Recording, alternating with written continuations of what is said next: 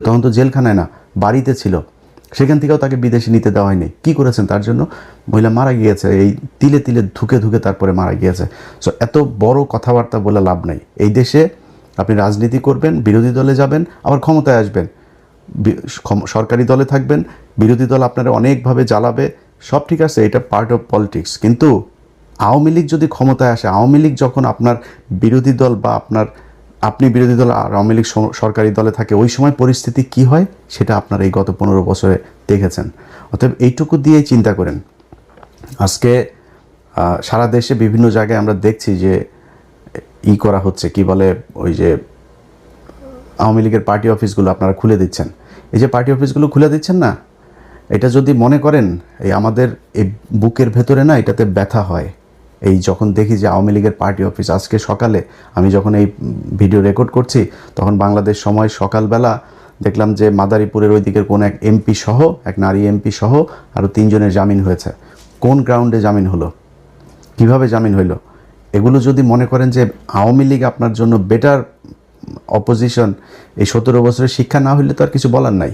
যদি শিক্ষা হয়ে থাকে তাহলে এগুলো থামায়। আওয়ামী লীগ বাংলাদেশে রাজনীতি করতে দিবেন, কোনো সমস্যা নেই, রাজনীতি যে মনে চায় করুক। আওয়ামী লীগ কী করেছে, কীভাবে দেশ চালিয়েছে বাংলাদেশে মানুষ দেখেছে। মানুষ যদি তারা ভোট দেয় করতে দেন, কিন্তু বিচার হইতে হবে। এই একজন এমপি কিভাবে ছাড়া পায়, সাধারণ কর্মী, গ্রামের ওয়ার্ডের একজন কর্মী, তারে নয় বুঝলাম যে আপনি 1.5 বছর হয়েছে, ওকে ঠিক আছে, ওরে ছাড়ো এবার। তো একজন এমপি কীভাবে ছাড়া পাইলো? শেখ হাসিনার পরিবার রাজনীতি করতে পারবে যদি চায়। এগুলো আপনারা যখন বলেন তখন খুব কষ্ট হয়। যেই কারণেই নির্বাচনের আগে এসে আমাদের এই পক্ষ সরাসরি নেওয়ার কোনো সুযোগ ছিল না। আজকে যারা এই প্রশ্ন করেন যে ভাই কেন দাঁড়িপাল্লার পক্ষে গেলেন, তারা গতকাল যখন কিনা শপথ নিল ওই সময় কিছুটা টের পেয়েছেন যে কেন আমরা জামাত ইসলামের পক্ষে গিয়েছিলাম। তারা প্রথম দিনেই এই শহীদের এতগুলো রক্তের সাথে তারা বেইমানি করেছে। এই গাদ্দারি আল্লাহ সহ্য করবে না। আপনি আজকে প্রধানমন্ত্রী হয়েছেন, মায়ের জানাজায় অংশ নিতে পেরেছেন, তারপরে শেষ মুহূর্তে পর্যন্ত অন্তত লাশ তো দেখতে পেরেছেন। এটা এই শহীদদের কারণে। এই যে কয়েকদিন আগে মানুষগুলো মারা গেল, এরা জামাত ইসলাম, আওয়ামী লীগ, বিএনপি, কোনো রাজনৈতিক দল বুঝতো না। এরা সাধারণ মানুষ, দমন পীড়ন নির্যাতন, দেশের এই খারাপ অবস্থা, এগুলো দেখে তারা আস্তে আস্তে প্রতিবাদী হয়ে উঠেছে, তারপরে রাস্তায় নেমেছে, গুলি খেয়েছে, মারা গিয়েছে, শহীদ হয়েছে। তাদের সাথে গাদ্দারি করলেন জুলাই সনদ বাস্তবায়ন করতে গিয়ে। তো এই জিনিসগুলি যদি না করেন তাহলে আমাদের ভাল লাগবে। আপনারা দেশ চালান, কোনো সমস্যা নেই, আপনাদের কাছ থেকে রুটি খাইতে যাব না। রুটি খাওয়ার লোক বহুত আছে, যারা খাইতে চায় তাদেরকে দেন, কোনো সমস্যা নেই। আমার একটাই পলিসি, সেটা হয়েছে যে ইন্ডিয়া এই দেশে কোনো দিন আর মাতবাড়ি করতে পারবে না। অতএব এই ইন্ডিয়া, আওয়ামী লীগ এখনও পর্যন্ত সেই ইন্ডিয়ার সবচেয়ে পছন্দের দল, এবং আওয়ামী লীগ এই দেশে ক্ষমতায় আসলে আবারও ইন্ডিয়া সেই আগের মতোই করবে। সো তাদেরকে আসতে দিয়ে না, আপনাদের পায়ে ধরে অনুরোধ করলাম, আর কিছু না। তো যেটা বলছিলাম যে জামাতের আমির উনি এই কথাটা বলেছেন যে আমাদের যদি নাকি ওই সময় ইলিয়াস, আমরা যদি নাকি গ্যাঞ্জাম করতাম, তাহলে আমাদের কাছে গোয়েন্দার তথ্য ছিল যে এখানে আওয়ামী লীগ নামবে মাঠে, এবং আওয়ামী লীগের সাথে বিএনপিরও কিছু লোকজন নামবে, নেমে তারা প্রচণ্ড বিশৃঙ্খলা করবে, দেশটা একটা গৃহযুদ্ধের দিকে যাবে। আমরা ওই দিকে যেতে চাই নাই, এই জন্য আমরা কোনো কিছু বলি নাই। তো এই যে জামাতের আমিরের মতো একজন মানুষ এতটুকু মানে স্যাক্রিফাইস করেছে। ধরেন আমি জামাত ইসলাম পাশ করলে কি হইতো? হ্যাঁ হয়তো ধরেন মনে করেন যে আমার জন্য বাংলাদেশের রাস্তাটা অনেক ইজি হয়ে যাইতো। আমি ভাই বাংলাদেশে গিয়ে মন্ত্রীও হইতাম না, এমপিও হইতাম না। এমপি হইলে আমি তো হয়তো জামাতের কাছে চাইলে আমার এমনিতেই দিত, আমি হইতে চাইনি তো ভাই। তো আমি চাইনি ওইটা, আমি এখনও চাই না, ভবিষ্যতেও চাবো না। এটা আল্লাহ বাঁচায় রাখলে তারপরে দেখবেন। আমার রাস্তা ভাই ওই একটা, আওয়ামী লীগ আর ইন্ডিয়া, এর বাইরে কিচ্ছু নাই। কিন্তু উনি তো প্রধানমন্ত্রী হইতেন, যিনি প্রধানমন্ত্রী হইতেন সেই ব্যক্তি মানে এত ঠান্ডা মাথায় আমার সাথে বলতে পারেন যে ইলিয়াস আমরা ওই সময় কিছু করলে দেশের অবস্থাটা খারাপ হইতো। আগে বলেছি, আল্লাহর কসম করে বললাম যে এতটুকু স্যাক্রিফাইস উনি করেছেন। তো সেই মানুষগুলোর জন্য আপনারা মানে ন্যূনতম সৌজন্যতা বোধ, সহযোগিতা, সহমর্মিতা দেখাইতে পারবেন না? এদেরকে আক্রমণ করে কথা বলতে পারে। চারিদিকে যে অবস্থা, সেই 71 রাজাকার এইসব বলে কথা বলা, যে বডি ল্যাঙ্গুয়েজে আপনার গত 2-3 দিন সালাউদ্দিন, আমির খসরু আর হইল গিয়া এই মির্জা ফখরুল কথা বলেছে, ভাই এটা যদি, এই চেহারা যদি তাদের আজ থেকে 5 বছর আগে দেখতাম, প্রশ্নই আসে না আওয়ামী লীগের বিরুদ্ধে এত ফাইট করতাম, নিজের পরিবার সবাইকে এত বিপদে ফেলে দিয়ে, কখনই করতাম না। তো যাই হোক, আজকের এই ভিডিওটা যে কারণে আপনাদেরকে কথাগুলো যে কারণে বললাম, সেটা হচ্ছে যে ভাই আপনারা ক্ষমতায় এসছেন, দেশ চালান, কোনো সমস্যা নাই। আপনাদের যে মন্ত্রিসভা গঠন করেছেন, এই মন্ত্রিসভা আমরা এদেরকে আগেই চিনি। ধরেন একজনের কথা বলি, এই যে ইকবাল হাসান মাহমুদ টুকু, তাই না?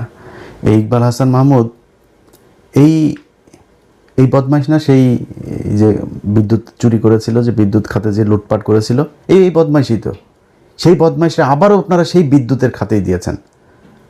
আপনার এই চোর, আপনার সালাউদ্দিন, তারা স্বরাষ্ট্রমন্ত্রী বানিয়েছেন। এরকম আরও অনেক চোর আছে, যেই চোরেদেরকে আপনারা আবার বসিয়েছেন। কিছু ভালো মানুষও আছে, এই যে আলতাফ হোসেন চৌধুরী, এই লোকটা যদি আসতো ইতে অনেক ভালো লাগতো। ওই যে সাকা চৌধুরীর ছেলে হুমাম কাদের চৌধুরী, উনি যদি আসতো অনেক ভালো লাগতো। নতুন ইশরাক এসেছে, একটা ভালো পছন্দ। তারপর এরকম আরও অনেকেই ছিল যাদেরকে আপনারা আনতে পারতেন। এটা আমাদের আলোচনার বিষয় না যদিও, কিন্তু এখানে যে চোরগুলোকে এনেছেন, এই চোরগুলো দিয়ে এই যে মির্জা কী বলে ফখরুল ইসলাম আলমগীর, এই মির্জা ফখরুল ইসলাম আলমগীরের ভাই তো মনে করেন এখন লুটপাট করে মানে অস্থির বানায় দিবে। আপনার হাতে রিজার্ভ আছে কত ভাই? রিজার্ভ কত?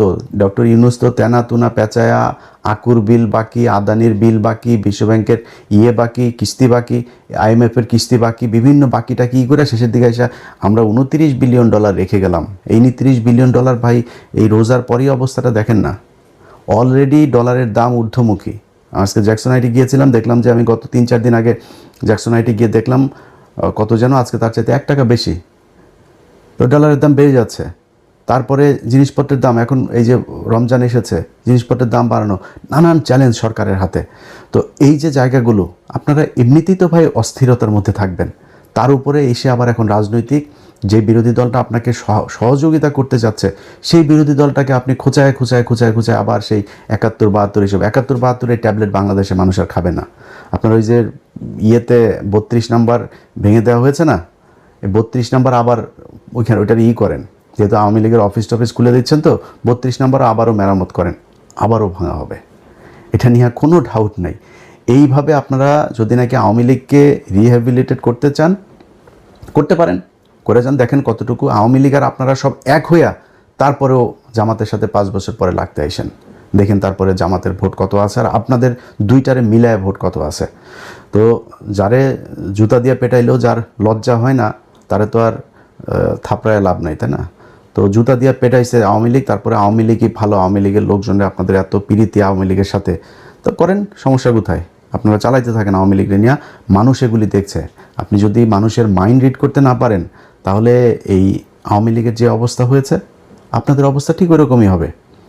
আপনারা আওয়ামী লীগ এবং এই ইন্ডিয়ার আজকে এই জুলাই আন্দোলনের একদম মূল এজেন্ডা ছিল হচ্ছে এই দুইটা, যে আওয়ামী লীগ ইন্ডিয়া, এই দুইটার ব্যাপারে মানুষ এত পরিমাণে খেপেছিল, সেই দুইটারই আপনারা বিশাল প্রীতি দেখাইতে যাচ্ছেন।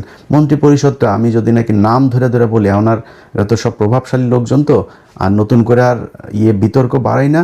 বাট আমার কাছে মনে হয়েছে যে একদম 8-10 জন একদম ইন্ডিয়ার মানে পয়দা করা মন্ত্রী এখানে বানানো হয়েছে, একদম চিহ্নিত ইন্ডিয়ান রয়্যাল এজেন্ট, তাদেরকে এখানে মন্ত্রী পরিষদে বসানো হয়েছে।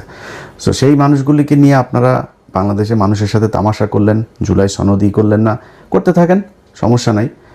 এই পৃথিবী শুধু 5 বছরের জন্য না। আজকে আপনারা যেই চেয়ারে বসে আছেন, এই চেয়ারে আপনাদের যে বহু প্রতাপশালী শেখ মুজিব ছিল, বহু প্রতাপশালী শেখ হাসিনা ছিল, আজকে তাদের অবস্থা কোথায়? শেখ হাসিনার দিন কাটে এখন, আগে 2-1 বোতল খাইতো, এখন মনে হয় 8-10 বোতল ফেন্সিডিল খায় তার দিন কাটে। কোথায় সে আওয়ামী লীগ? আর আওয়ামী লীগের লোকজনরে বললে তারপরে শেষ করি, ভাই তোদের যদি লজ্জা শরম কিছু থাকতো, তোরা আবার এখন ফেসবুকে করিস। ওই তারেক রহমানের মেয়ের একটা ভিডিও বের হয়েছে, সেই ভিডিও দিয়া তারপরে এক জায়গায় দেখলাম লিখেছে যে ওদের শেখ পরিবারের মেয়েরা নাকি বিশাল আকারের সম্মানিত, তারা নাকি জীবনে, তোদের শেখ পরিবারের একটার জামাই হইল গিয়া ইহুদি, একটার বউ খ্রিস্টান, একটার যায়া আকাম কুকাম করিস ইন্ডিয়াতে, তোদের তো বাংলাদেশে কিছুই নাই। তারেক রহমানের মেয়ে কোন গানে গিয়ে বন্ধু বান্ধবীর সাথে পড়াশোনা করে সেখানে গিয়ে সে ফান করেছে, সেটা তো বহুত ছোট জিনিস। তারেক রহমানের তো আর তার মেয়েরে তো আর ওই লন্ডনে তো আর ফেলে দিয়ে আসে না আরেকজনের সাথে। ওরা এটা নিয়ে করে। ওদের যদি লজ্জা শরম কোনো কিছু যদি থাকতো, ওদের যেভাবে জুতায়া বাংলাদেশের মানুষ পাঠিয়েছে, ওরা এতদিনে অন্তত মানে পায়ে ধরে হাতে ধরে মাপ চাইতো যে ঠিক আছে আমরা যা ভুল করেছি আর ভুল করব না। ওরা আবার ঘাট তাড়ামো করে এখনও ভাব মারে, ওরা আবার নাকি নেয় করে তারপরে পোক্ত হয়ে বাংলাদেশের রাজনীতি শুরু করবে। তোরা আয়, তোদের জন্য তুই মনে করিস না যে এই বিএনপি তোদেরকে সাপোর্ট দিয়ে রাখবে, বাংলাদেশের মানুষ সব মারা গিয়েছে। এত মারা যায়নি তো। এই জামাত শিবির আজকে যে অবস্থানে আছে না, এর চাইতে আরও ভয়ঙ্কর, খুব ভার্নারেবল একটা পজিশনে থেকেও কিন্তু তারা এই দেশে ফাইট করেছে, পালায় যায়নি কেউ, রাজনীতি করেছে এই দেশে। এখন তো তাদের অবস্থা অনেক ভালো, চাইলেই উপরায় ফেলা যাবে না, একদম নিষিদ্ধ করে এগুলি করে যাবেন। আওয়ামী লীগই তাদেরকে একদম একদম পরিপূর্ণ করে দিয়ে গিয়েছে। যাদেরকে এতদিন বলা হইতো যে রাজাকার ছিল, মুক্তিযুদ্ধের সময় জীবিত ছিল, সব ফাঁসি দিয়ে দিয়েছে। এখন কি বলবি? এখন এদেরকে রাজাকার বলবি, এদেরকে ফাঁসি দিবি, এদের বিচারের আওতায় আনবি, কিনে আনবি। চাঁদাবাজিও করে না, ধান্দাবাজি করে না, টেন্ডারবাজি করে না, মানুষের মেয়ে মানুষের দেখলে ইপটিজিং করে না, কিছুই করে না। তো তাদেরকে তুই নিবি কেমনে? আবার এই হাসিনার মতো ওই যে ইন্ডিয়ারে নিয়ে তারপর ওইভাবে, ওইটা অত ইজি হবে না বিষয়টা। তো এটা করতে আসলে সেই পরিস্থিতি কি হয় সেটা বাংলাদেশের মানুষ দেখিয়েছে জুলাই মাসে। যদি এরকম পরিস্থিতি আবার আসে, এই দেশের মানুষ আবারও রক্ত দেবে। রক্ত দিলে আমার মনে হয় যেই ভুল করেছে, যেই চোর বাটপার, আন্তর্জাতিক ন্যাশনাল সব চোর বাটপারদেরকে বসাইছিল, ওরকম চোর বাটপার ইনশাল্লাহ আর বসবে না। একদম শুরু থেকে মানুষ বুঝবে। আমরাও মানে ওই খোলা পানিকে আমরা ওই যে দই মনে করেছিলাম, চুন দেখে আমরা দই মনে করেছিলাম ওইটারে, মনে করে তারপরে সবার কত প্রশংসা। আমি নিজেই বলেছি এই ইউনুসকে 20 বছর চাই ভাই। প্রতিটা উপদেশটা চুরি করতে করতে দেশটার একদম ধ্বংস করে দিয়ে গিয়েছে।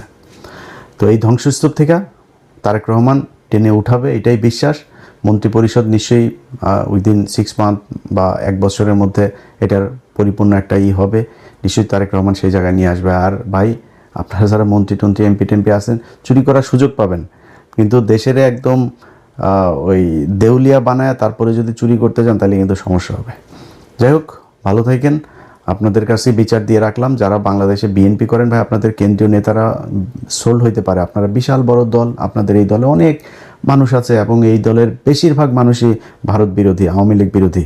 আমি আজকে কিছুক্ষণ আগে ভিডিওটা করার ফরিদপুরে দেখলাম যে তারা অফিস খুলেছে, আবার ফের বিএনপির লোকজন গিয়ে সেই অফিসে তালা মেরে দিয়ে এসেছে।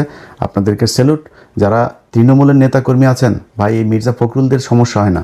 মির্জা ফখরুলের মেয়ে অস্ট্রেলিয়া ছিল, তার ঘর জামাইটা অস্ট্রেলিয়ায় ছিল, টাকা পাঠায়, আওয়ামী লীগই টাকা পাঠাইতো, তারা ভালো থাকে। আপনাদের সালাউদ্দিনের শিলংয়ে নিয়ে ভিআইপি রিসোর্টে নিয়ে রাখে, এদের সমস্যা হয় না, সমস্যা আপনাদের হয়। সো আপনাদের চোখের সামনে যদি আওয়ামী লীগের অফিস খুলবে, তারা রাজনীতি করবে এই দেশে, এটা দেখতে যদি আপনার